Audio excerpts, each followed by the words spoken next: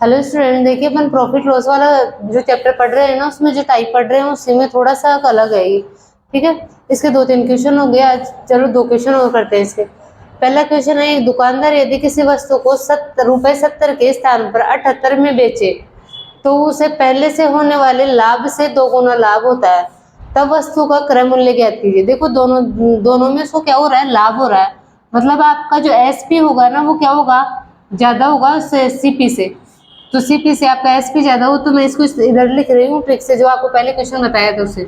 देखो क्या बोल रहा है, यहाँ पे उसका कुछ सीपी है, यदि वह 70 के स्थान पर, यहाँ पे वो 70 में बेच रहा है, ठीक है, और यहाँ पे वो 78 में बेच रहा है, तो बोल रहा है उसको 2 गुना। यदि 78 में बेचता है तो उसको 2 गुना लाभ होता है। मतलब यदि यहाँ से यहाँ तक उसको 1 का लाभ हो रहा है, तो मतलब यहाँ से यहाँ तक उसको कितने का लाभ होगा, 2 का लाभ होगा। ठीक है, ये दे रखा है। अब देखो मैंने क्या बोला था, पहले वाले क्वेश्चन में क्या कर रहे थे अपन, SP2 में से SP1 घटा रहे थे। देखो 78 में से 70 गए तो कितने बच जाएंगे आपके 8, और ये पूरा 2 है, इसमें से आप 1 घटा दोगे तो कितना आ जाएगा, 1 आ जाएगा। 8 किसकी वैल्यू हो जाएगी, 1 की। आप देखो या तो 1 की वैल्यू निकाल के 70 में से माइनस कर दोगे तो सीपी आ जाएगा, या 2 की वैल्यू निकाल के 78 में से माइनस कर दोगे तो भी आपका सीपी आ जाएगा। तो देखो मैं 1 की वैल्यू निकालती हूँ, ठीक है, मतलब आपका लाभ कितने का हो रहा है यहाँ पे, आपका 1 का, तो कितना आ जाएगा आपका 8 ही आ जाएगा। ठीक है, अब आपका सीपी कितना हो जाएगा, SP1 आपका 70 है, लाभ यहाँ पे आपका 8 का हो रहा है, तो 70 में से 8 गया तो आपका सीपी कितना आ जाएगा, 62 आ जाएगा। ठीक है, ऐसे आप इसको इजीली सोल्व कर लोगे। अब देखो दूसरा क्वेश्चन जो आपका है वो थोड़ा सा बड़ा है, इसको करने का तरीका वही रहेगा अपना। यदि किसी वस्तु को 950 में बेचने से होने वाली हानि से 20% से अधिक लाभ प्राप्त होता है, यदि वस्तु को 1060 में बेचा जाए तो वस्तु का विक्रय मूल्य कितना होगा, यदि दुकानदार इसे 32% के लाभ पे बेचना चाहिए। देखो पहले तो इसमें भी वही आप क्रय मूल्य निकालोगे, ठीक है।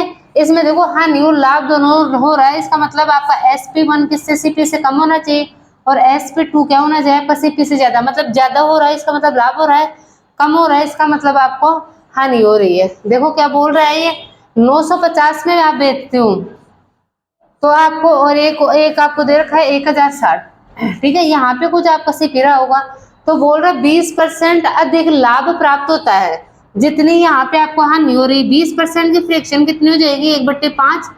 मतलब यदि यहाँ पे आपको 5 की हानि हो रही है, यहाँ पे आपको 5 की हानि को मतलब माइनस से दर्शा रहे हैं, और यहाँ तो क्या हो रहा है, उससे 20% ज्यादा आपको लाभ हो रहा है। 20% ज्यादा मतलब 6 हो जाएगा, 5 का 20% आपका 1 ही आएगा, तो 6 हो जाएगा आपका।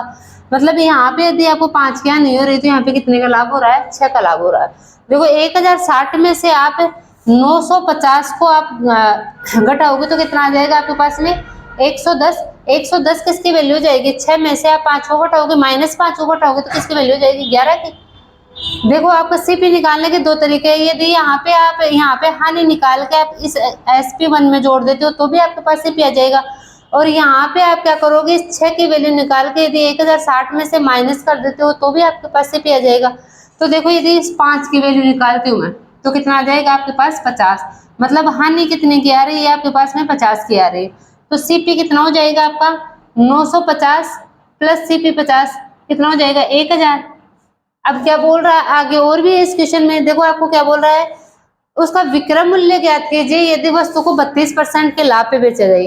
भाई वस्तु का क्रय मूल्य आपके पास में 1000 है, यदि उसमें 32 का लाभ हो रहा है, 32% का, तो आपका सीपी कितना होगा, 1000। 32 का लाभ हो रहा है मतलब 132/100 हो जाएगा, तो उस वस्तु का एसपी कितना हो जाएगा आपका, 1320 रुपए। उसको यदि 20% के लाभ पे बेचते, 32% के लाभ पे बेचते हो तो आपका एसपी कितना आएगा लास्ट में, 1320 रुपए आएगा। ठीक है, थैंक यू।